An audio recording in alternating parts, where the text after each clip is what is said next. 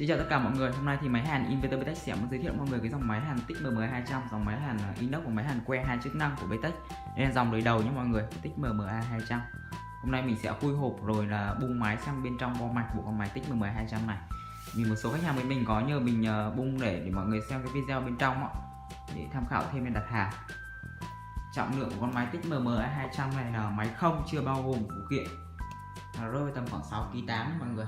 Mình sẽ cân thử luôn trọng lượng của hộp máy. Đây là trọng lượng của cả hộp máy cả phụ kiện, nặng 11,4 kg nhé mọi người, cả phụ kiện đó. Rồi bây giờ mình sẽ mở hộp xem phụ kiện. Phụ kiện bao gồm máy hàn tích MMA200 như sau này mọi người. Đây. Kính hàn, đây là cái búa gõ xỉ với chổi sắt này. Đây là cái tay cầm để nắp vào mặt nạ.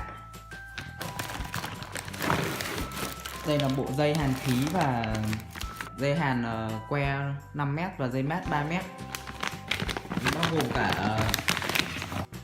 Bao gồm luôn 3 đầu xứ 456 và ba cái đầu kẹp tương ứng luôn nha mọi người. Đây bên trong đây là máy luôn.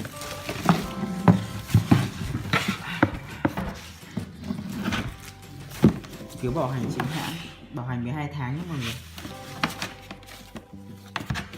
Đây là cái mặt lạ, cái mo hàn này. Mình đã tháo xong ốc con máy tích MMA200 rồi. Đây bây giờ mình sẽ sửa vào trong này.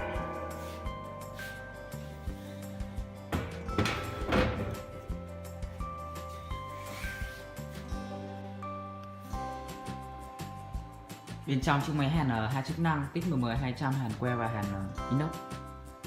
Tích MM200 dòng đời đầu.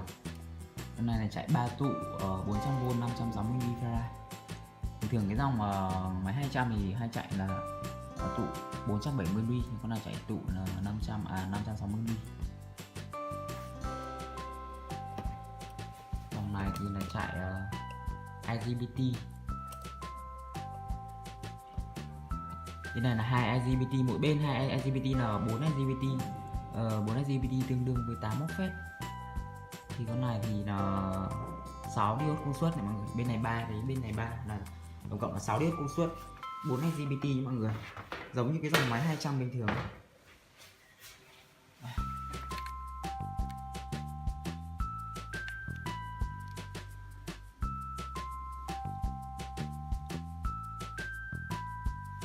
Đây là thanh dẫn dòng ra này mọi người.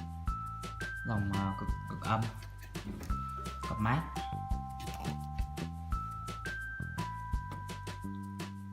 Và thanh dẫn cực dương này. Máy chạy bo đính nhé mọi người. Đây bên trên bo mạch.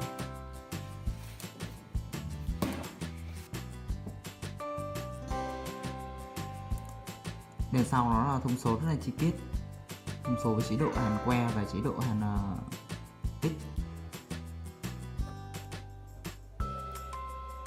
Đây là chỗ dây dẫn khí vào này,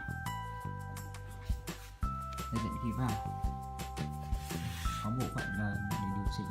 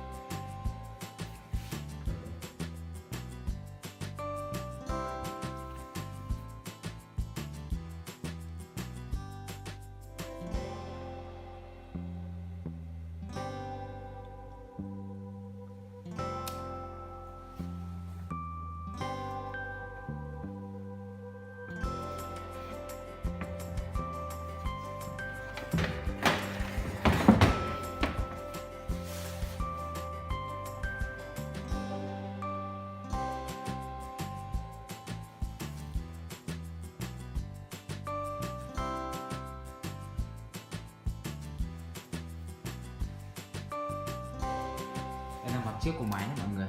Cái núm ở trên đây là điều chỉnh khí mọi người. Còn cái phần gạt này là chọn chế độ này. Chế độ ở trên là chế độ hàn que, chế độ ở dưới là chế độ hàn inox Hàn Tích thuần khí. Đây là đèn báo quá tải này, quá hiệu suất làm việc, mã của máy. Đúng này đúng điều chỉnh dòng từ 200 đến từ 20 đến 200A. Đây là bên dưới các rác cắm. Khi hàn que thì cực âm cực dương như rồi.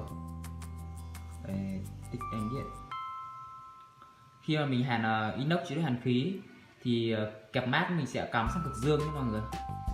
Kẹp mát lúc nào mình sẽ cắm sang dương, chứ không giống như chế độ hàn que nữa.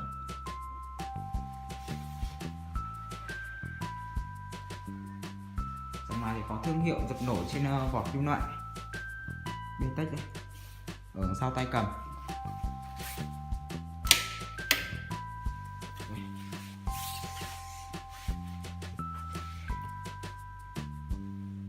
Để đến hiện đại hàng máy hàn hai chức năng Tích M10200 này thì mọi người liên hệ trực tiếp số điện thoại trên màn hình. Mình sẽ lấy địa chỉ rồi là gửi cho bên vận chuyển giao hàng tận nhà, nhận hàng tại nhà, kiểm tra máy, nghĩa là mình được hàn cả hai chế độ nhé mọi người. Sau đó rồi mình thanh toán cho người giao hàng bên vận chuyển là được. Mọi người nhớ đăng ký kênh máy hàn Inverter Betech để theo dõi các video tiếp theo. Những video tiếp theo thì mình giới thiệu thêm một số các dòng máy hàn của Betech nữa. Cảm ơn mọi người đã theo dõi video này. Xin chào và hẹn gặp lại mọi người.